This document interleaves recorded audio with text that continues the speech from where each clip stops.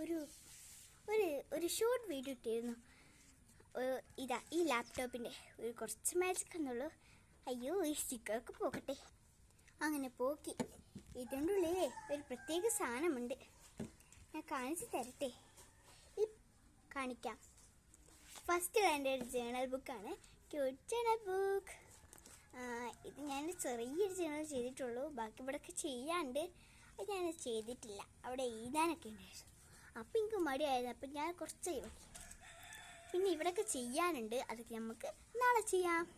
പിന്നെ എൻ്റെ അടുത്തൊരു ഫോണുണ്ട്. കാണിച്ചിട്ടെ. കാണിച്ചരാം. ഇതാ ഞാൻ കാണിച്ചരേ. നമുക്ക് ഇത് വെക്കാം.